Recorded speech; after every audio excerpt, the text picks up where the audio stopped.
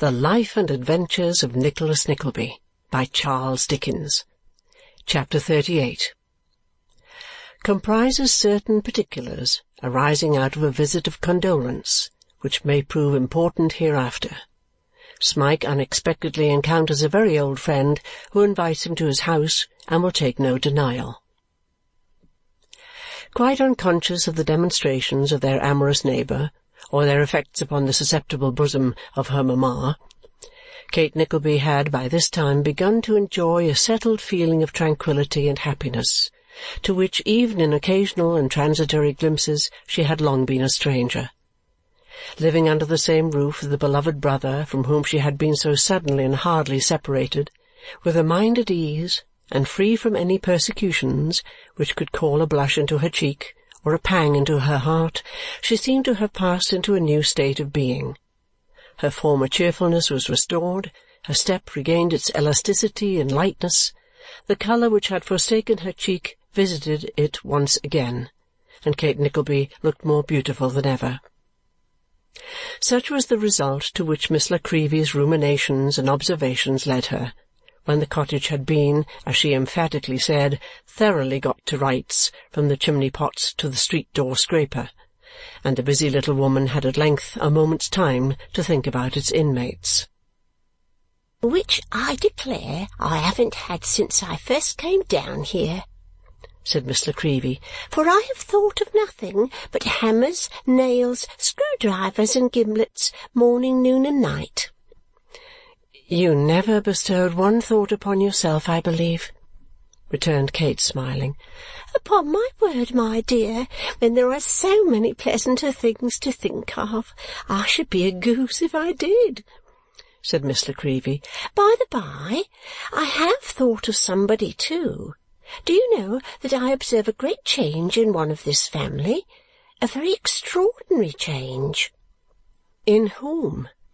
asked Kate anxiously.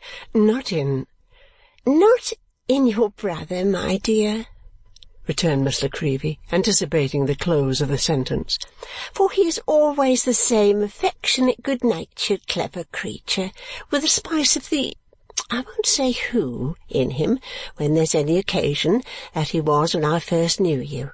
No, Smike, as he will be called, poor fellow, for he won't hear of a Mr. before his name is greatly altered, even in this short time." "How?" asked Kate. "Not in health?" No, perhaps not in health exactly," said Miss La Creevy, pausing to consider, "although he is a worn and feeble creature, and has that in his face which would wring my heart to see in yours. No, not in health." "How then?" "I scarcely know," said the miniature painter, "but I've watched him, and he has brought the tears into my eyes many times. It is not a very difficult matter to do that, certainly, for I am easily melted. Still, I think these came with good cause and reason. I am sure that since he has been here, he has grown, from some strong cause, more conscious of his weak intellect. He feels it more. It gives him greater pain to know that he wanders sometimes and cannot understand very simple things. I have watched him, when you've not been by, my dear, sit brooding by himself with such a look of pain as I could scarcely bear to see, and then get up and leave the room, so sorrowfully and in such dejection that I cannot tell you how it has hurt me. Not 3 weeks ago he was a light-hearted, busy creature, overjoyed to be in a bustle and as happy as the day was long. Now he is another being, the same willing, harmless, faithful, loving creature, but the same and nothing else." "Surely this will all pass off," said Kate. "Poor fellow!" "I hope," returned her little friend, with a gravity very unusual in her, "it may. I hope, for the sake of that poor lad, it may. However," said Miss La Creevy, relapsing into the cheerful chattering tone which was habitual to her, "I have said my say, and a very long say it is, and a very wrong say too, I shouldn't wonder at all. I shall cheer him up to-night at all events, for if he is to be my squire all the way to the Strand, I shall talk on and on and on and never leave off till I have roused him into a laugh at something. So the sooner he goes, the better for him, and the sooner I go, the better for me, I'm sure, or else I shall have my maid gallivanting with somebody who may rob the house. So what there is to take away, besides tables and chairs, I don't know, except the miniatures, and he is a clever thief who can dispose of them to any great advantage, for I can't, I know, and that's the honest truth." So saying, little Miss La Creevy hid her face in a very flat bonnet and herself in a very big shawl, and fixing herself tightly into the latter by means of a large pin, declared that the omnibus might come as soon as it pleased, for she was quite ready. But there was still Mrs. Nickleby to take leave of, and long before that good lady had concluded some reminiscences bearing upon and appropriate to the occasion, the omnibus arrived.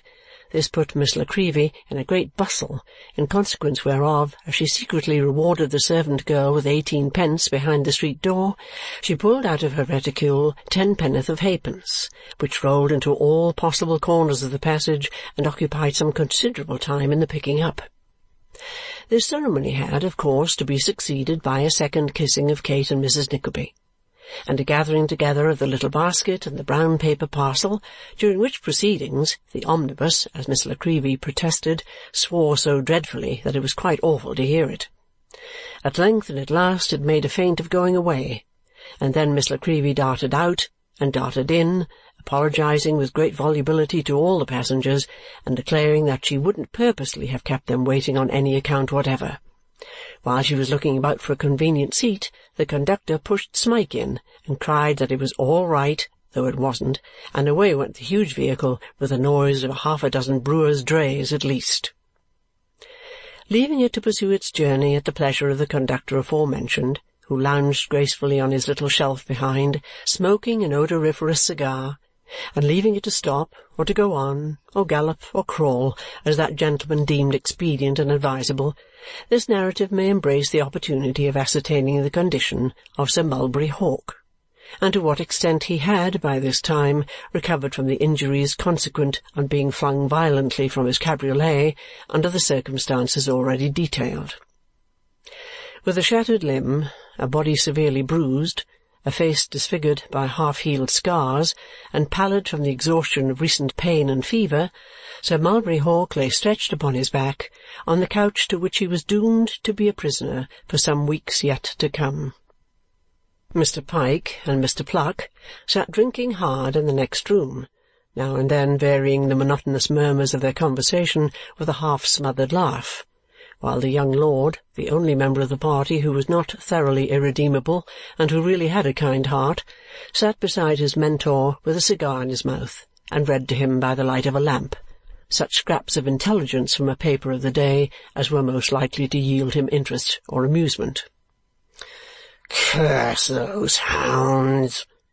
said the invalid, turning his head impatiently towards the adjoining room.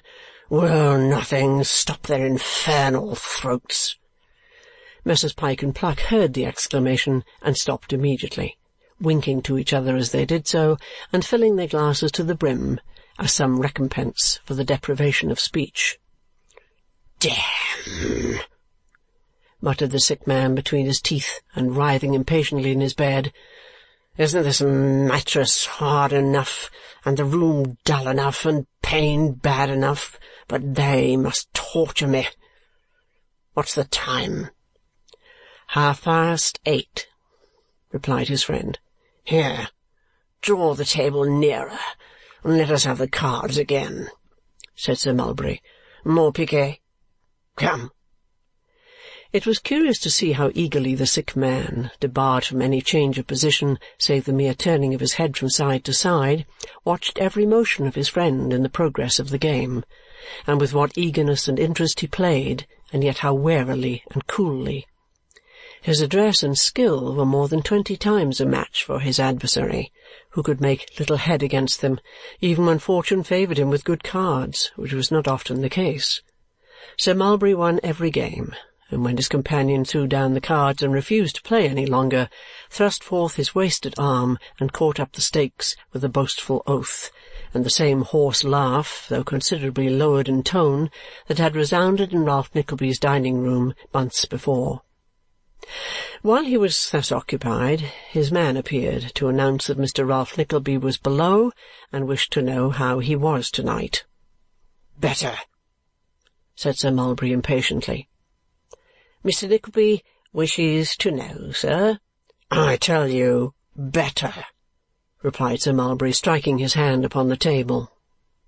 The man hesitated for a moment or two, and then said that Mr. Nickleby had requested permission to see Sir Mulberry Hawk if it was not inconvenient.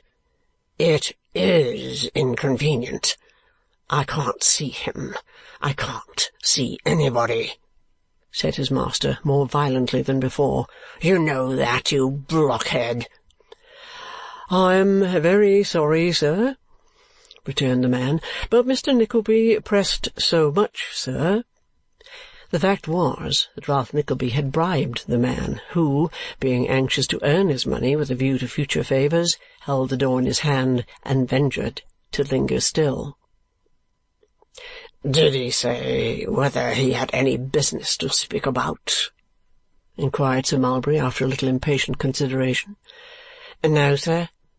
He said he wished to see you, sir, particularly Mr. Nickleby said, sir." "Tell him to come up here," cried Sir Mulberry, calling the man back as he passed his hand over his disfigured face. "Move that lamp and put it on the stand behind me. Wheel that table away and place a chair there, further off. Leave it so." The man obeyed these directions as if he quite comprehended the motive with which they were dictated, and left the room. Lord Frederick Verisopht, remarking that he would look in presently, strolled into the adjoining apartment and closed the folding door behind him.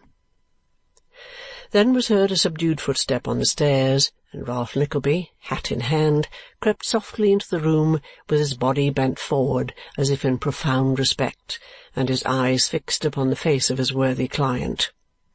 "Well, Nickleby," said Sir Mulberry, motioning him to the chair by the couch side and waving his hand in assumed carelessness, "I have had a bad accident, you see." "I see," rejoined Ralph with the same steady gaze. "Bad indeed. I should not have known you, Sir Mulberry. Dear, dear, this is bad."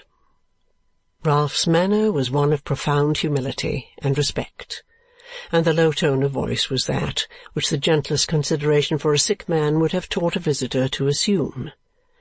But the expression of his face, Sir Mulberry's being averted, was an extraordinary contrast, and as he stood in his usual attitude, calmly looking on the prostrate form before him, all that part of his features which was not cast into shadow by his protruding and contracted brows wore the impress of a sarcastic smile. "Sit down," said Sir Mulberry, turning towards him as though by a violent effort. "Am I a sight that you stand gazing there?" As he turned his face, Ralph recoiled a step or two, and making as though he were irresistibly impelled to express astonishment, but was determined not to do so, sat down with well-acted confusion. "I have inquired at the door, Sir Mulberry, every day," said Ralph. "Twice a day, indeed at first, and to-night, presuming upon old acquaintance and past transactions by which we have mutually benefited in some degree, I could not resist soliciting admission to your chamber. Have you suffered much?" said Ralph, bending forward and allowing the same harsh smile to gather upon his face as the other closed his eyes. "More than enough to please me, and less than enough to please some broken-down hacks that you and I know of, and who lay their ruin between us, I dare say," returned Sir Mulberry, tossing his arm restlessly upon the coverlet. Ralph shrugged his shoulders in deprecation of the intense irritation with which this had been said, for there was an aggravating, cold distinctness in his speech and manner which so grated on the sick man that he could scarcely endure it. "And what is it in these past transactions that brought you here tonight?" asked Sir Mulberry. "Nothing," replied Ralph. "There are some bills of my lord's which need renewal, but let them be till you are well. I came," said Ralph, speaking more slowly and with harsher emphasis, "I came to say how grieved I am that any relative of mine, although disowned by me, should have inflicted such punishment on you as—" "Punishment?" interposed Sir Mulberry. "I know it has been a severe one," said Ralph, wilfully mistaking the meaning of the interruption, "and that has made me the more anxious to tell you that I disown this vagabond, that I acknowledge him as no kin of mine, and that I leave him to take his deserts from you and every man besides. You may wring his neck if you please. I shall not interfere." "This story that they tell me here has got abroad, then, has it?" asked Sir Mulberry, clenching his hands and teeth. "Noised in all directions," replied Ralph. "Every club and gaming-room has rung with it. There's been a good song made about it, as I'm told," said Ralph, looking eagerly at his questioner. "I've not heard it myself, not being in the way of such things, but I've been told it's even printed for private circulation. But that's all over town, of course." "It's a lie," said Sir Mulberry. "I tell you, it's all a lie. The mare took fright." "They say he frightened her," observed Ralph in the same unmoved and quiet manner. "Some say he frightened you, but that's a lie, I know. I have said that boldly, a score of times. I am a peaceable man, but I can't hear folks tell that of you. No, no." When Sir Mulberry found coherent words to utter, Ralph bent forward with his hand to his ear and a face as calm as if its every line of sternness had been cast in iron. "When I am off this cursed bed," said the invalid, actually striking at his broken leg in the ecstasy of his passion, "I'll have such revenge as never man had yet. By God, I will. Accident favouring him, he has marked me for a week or two, but I'll put a mark on him that he shall carry to his grave. I'll slit his nose and ears, flog him, maim him for life. I'll do more than that. I'll drag that pattern of chastity, that pink of prudery, the delicate sister through—" It might have been that even Ralph's cold blood tingled in his cheeks at that moment. It might have been that Sir Mulberry remembered that, knave and usurer as he was, he must in some early time of infancy have twined his arm about her father's neck. He stopped, and menacing with his hand, confirmed the unuttered threat with a tremendous oath. "It is a galling thing," said Ralph, after a short term of silence, during which he had eyed the sufferer keenly, "to think that the man about town, the rake, the roué, the rook of 20 seasons, should be brought to this pass by a mere boy." Sir Mulberry darted a wrathful look at him, but Ralph's eyes were bent upon the ground, and his face wore no other expression than one of thoughtfulness. "A raw, slight stripling," continued Ralph, "against a man whose very weight might crush him, to say nothing of his skill in— I am right, I think?" said Ralph, raising his eyes. "You were a patron of the ring once, were you not?" The sick man made an impatient gesture, which Ralph chose to consider as one of acquiescence. "Ha!" he said. "I thought so. That was before I knew you, but I was pretty sure I couldn't be mistaken. He is light and active, I suppose. But those were slight advantages compared with yours. Luck. Luck, these hang-dog outcasts have it. He'll need the most he has when I am well again, said Sir Mulberry Hawk. Let him fly where he will. Oh, returned Ralph quickly, he doesn't dream of that. He is here, good sir, waiting your pleasure, here in London, walking the streets at noonday, carrying it off jauntily, looking for you, I swear, said Ralph, his face darkening, and his own hatred getting the upper hand of him, for the first time, as this gay picture of Nicholas presented itself. If we were only citizens of a country where it could be safely done, I'd give good money to have him stabbed to the heart and rolled into the kennel for the dogs to tear. As Ralph, somewhat to the surprise of his old client, vented this little piece of sound family feeling and took up his hat preparatory to departing, Lord Frederick Verisopht looked in. "Why, what in the devil's name, Hawk, have you and Nickleby been talking about?" said the young man. "I never heard such an insufferable riot. Croak, croak, croak, bow, wow, wow. What has it all been about?"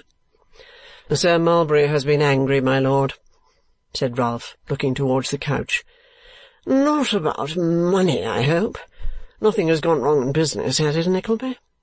"No, my lord, no," returned Ralph. "On that point we always agree. Sir Mulberry has been calling to mind the cause of—" There was neither necessity nor opportunity for Ralph to proceed, for Sir Mulberry took up the theme and vented his threats and oaths against Nicholas almost as ferociously as before. Ralph, who was no common observer, was surprised to see that as this tirade proceeded, the manner of Lord Frederick Verisopht, who at the commencement had been twirling his whiskers with a most dandified and listless air, underwent a complete alteration. He was still more surprised when, Sir Mulberry ceasing to speak, the young lord angrily and almost unaffectedly requested never to have the subject renewed in his presence.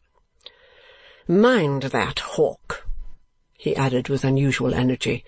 "I never will be a party to, or permit, if I can help it, a cowardly attack upon this young fellow." "Cowardly?" interrupted his friend. "Yes," said the other, turning full upon him. "If you had told him who you were, if you had given him your card and found out afterwards that his station or character prevented your fighting him, it would have been bad enough then. Upon my soul, it would have been bad enough then. As it is, you did wrong. I did wrong too, not to interfere, and I am sorry for it. What happened to you afterwards was as much the consequence of accident as design, and more your fault than his, and it shall not, within my knowledge, be cruelly visited upon him. It shall not, indeed." With this emphatic repetition of his concluding words, the young lord turned upon his heel. But before he had reached the adjoining room, he turned back again and said with even greater vehemence than he had displayed before, "I do believe now, upon my honour I do believe, that the sister is as virtuous and modest a young lady as she is a handsome one. And of the brother I say this, that he acted as her brother should, and in a manly and spirited manner, and I only wish with all my heart and soul that any one of us came out of this matter half as well as he does." So saying, Lord Frederick Verisopht walked out of the room, leaving Ralph Nickleby and Sir Mulberry in most unpleasant astonishment. "Is this your pupil?" asked Ralph softly. "Or has he come fresh from some country parson?" "Green fools take these fits sometimes," replied Sir Mulberry Hawk, biting his lip and pointing to the door. "Leave him to me." Ralph exchanged a familiar look with his old acquaintance, for they had suddenly grown confidential again in this alarming surprise, and took his way home thoughtfully and slowly. While these things were being said and done, and long before they were concluded, the omnibus had disgorged Miss La Creevy and her escort, and they had arrived at her own door. Now, the good nature of the little miniature painter would by no means allow of Smike's walking back again until he had been previously refreshed with just a sip of something comfortable and a mixed biscuit or so. And Smike, entertaining no objection either to the sip of something comfortable or the mixed biscuit, but considering on the contrary that they would be a very pleasant preparation for a walk to Bow, it fell out that he delayed much longer than he originally intended, and that it was some half-hour after dusk when he set forth on his journey home. There was no likelihood of his losing his way, for it lay quite straight before him, and he had walked into town with Nicholas and back alone almost every day. So Miss La Creevy and he shook hands with mutual confidence, and, being charged with more kind remembrances to Mrs. and Miss Nickleby, Smike started off. At the foot of Ludgate Hill, he turned a little out of the road to satisfy his curiosity by having a look at Newgate. After staring up at the sombre walls from the opposite side of the way with great care and dread for some minutes, he turned back again into the old track and walked briskly through the city, stopping now and then to gaze in at the window of some particularly attractive shop, then running for a little way, then stopping again, and so on, as any other country lad might do. He had been gazing for a long time through a jeweller's window, wishing he could take some of the beautiful trinkets home as a present, and imagining what delight they would afford if he could, when the clocks struck 8:15. Roused by the sound, he hurried on at a very quick pace, and was crossing the corner of a by-street when he felt himself violently brought to, with a jerk so sudden that he was obliged to cling to a lamp-post to save himself from falling. At the same moment a small boy clung tight round his legs, and a shrill cry of "He is here, father! Hooray!" vibrated in his ears. Smike knew that voice too well. He cast his despairing eyes downward towards the form from which it had proceeded, and, shuddering from head to foot, looked round. Mr. Squeers had hooked him in the coat-collar with the handle of his umbrella, and was hanging on at the other end with all his might and main. The cry of triumph proceeded from Master Wackford, who, regardless of all kicks and struggles, clung to him with the tenacity of a bulldog. One glance showed him this, and in that one glance the terrified creature became utterly powerless and unable to utter a sound. "Here's a go!" cried Mr. Squeers, gradually coming hand over hand down the umbrella, and only unhooking it when he had got tight hold of the victim's collar. "Here's a delicious go! Wackford, my boy, call up one of them coaches." "A coach, father?" cried little Wackford. "Yes, a coach, sir," replied Squeers, feasting his eyes upon the countenance of Smike. "Damn the expense. Let's have him in a coach." "What's he been a-doing of?" asked a labourer with a hod of bricks, against whom and a fellow labourer Mr. Squeers had backed on the first jerk of the umbrella. "Everything," replied Mr. Squeers, looking fixedly at his old pupil in a sort of rapturous trance. "Everything. Running away, sir, joining in bloodthirsty attacks upon his master. There's nothing that's bad that he hasn't done. Oh, what a delicious go is this here, good Lord!" The man looked from Squeers to Smike, but such mental faculties as the poor fellow possessed had utterly deserted him. The coach came up, Master Wackford entered, Squeers pushed in his prize, and following close at his heels, pulled up the glasses.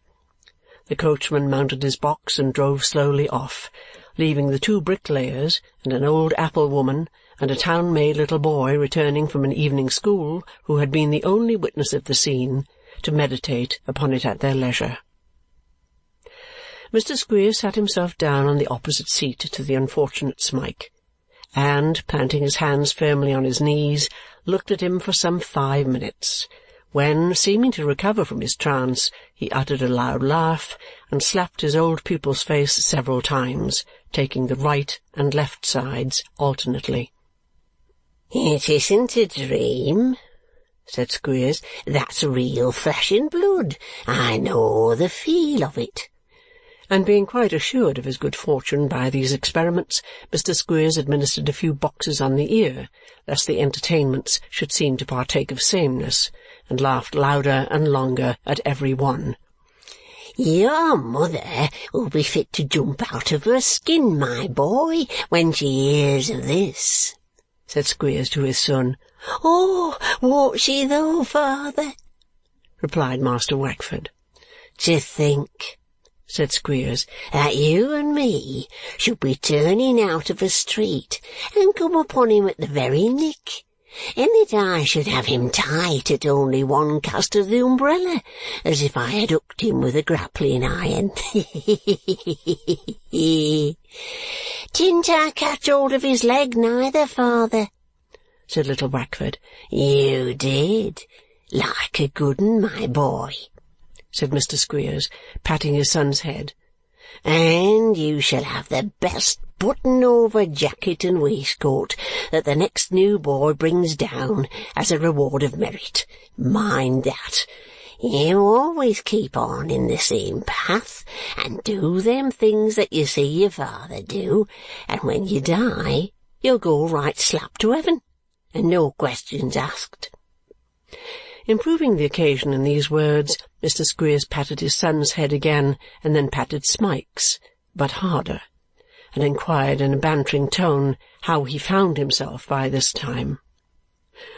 "I must go home," replied Smike, looking wildly round. "To be sure you must. You're about right there," replied Mr. Squeers. "You'll go home very soon, you will. You'll find yourself at the peaceful village of Dotheboys in Yorkshire in something under a week's time, my young friend, and the next time you get away from there, I give you leave to keep away. Where's the clothes you run off in, you ungrateful robber?" said Mr. Squeers in a severe voice. Smike glanced at the neat attire which the care of Nicholas had provided for him, and wrung his hands.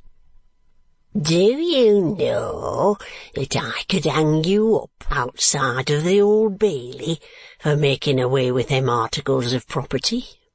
said Squeers. "Do you know that it's a hanging matter? And I an't quite certain whether it an't an anatomy one besides, to walk off with upwards of the value of £5 from a dwelling-house. Eh? Do you know that? What do you suppose was the worth of them clothes you had? Do you know that Wellington boot you wore cost 28 shillings when it was a pair, and the shoe 7 and 6? But you came to the right shop for mercy when you came to me, and thank your stars that it is me as is got to serve you with the article." Anybody not in Mr. Squeers's confidence would have supposed that he was quite out of the article in question, instead of having a large stock on hand ready for all comers. Nor would the opinion of sceptical persons have undergone much alteration when he followed up the remark by poking Smike in the chest with the ferrule of his umbrella, and dealing a smart shower of blows with the ribs of the same instrument upon his head and shoulders. "I never threshed a boy in a hackney coach before," said Mr. Squeers when he stopped to rest. "There's inconveniency in it, but the novelty gives it a sort of relish too." Poor Smike! He warded off the blows as well as he could, and now shrunk into a corner of the coach, with his head resting on his hands and his elbows on his knees. He was stunned and stupefied, and had no more idea that any act of his would enable him to escape from the all-powerful Squeers, now that he had no friend to speak to or to advise with, than he had had in all the weary years of his Yorkshire life which preceded the arrival of Nicholas. The journey seemed endless. Street after street was entered and left behind, and still they went jolting on. At last Mr. Squeers began to thrust his head out of the window every half-minute, and to bawl a variety of directions to the coachman, and after passing with some difficulty through several mean streets, which the appearance of the houses and the bad state of the road denoted to have been recently built, Mr. Squeers suddenly tugged at the check-string with all his might and cried, "Stop!" "What are you pulling a man's arm off for?" said the coachman, looking angrily down. "That's the house," replied Squeers. "The second of them 4 little houses, 1 story high with the green shutters. There's brass plate on the door with the name of Snawley." "Couldn't you say that without wrenching a man's limbs off his body?" inquired the coachman. "No," bawled Mr. Squeers. "Say another word, and I'll summons you for having a broken window. Stop!" Obedient to this direction, the coach stopped at Mr. Snawley's door. Mr. Snawley may be remembered as the sleek and sanctified gentleman who confided 2 sons-in-law to the parental care of Mr. Squeers, as narrated in the 4th chapter of this history. Mr. Snawley's house was on the extreme borders of some new settlements adjoining Somers Town, and Mr. Squeers had taken lodgings therein for a short time, as his stay was longer than usual, and the Saracen, having experience of Master Wackford's appetite, had declined to receive him on any terms than as a full-grown customer. "Here we are," said Squeers, hurrying Smike into the little parlour where Mr. Snawley and his wife were taking a lobster supper.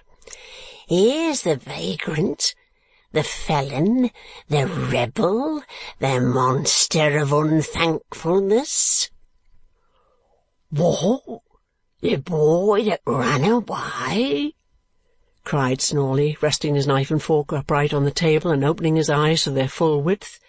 "The very boy," said Squeers, putting his fist close to Smike's nose and drawing it away again, and repeating the process several times with a vicious aspect. "If there wasn't a lady present, I'd fetch him such a... Never mind. I'll owe it him." And here Mr. Squeers related how, and in what manner, and when and where he had picked up the runaway.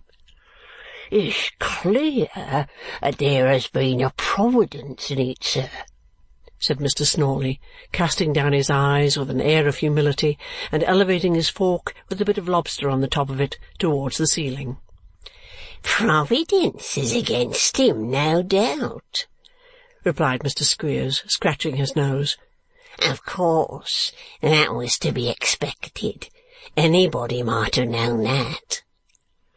"Hard-heartedness and evil-doing will never prosper, sir," said Mr. Snawley.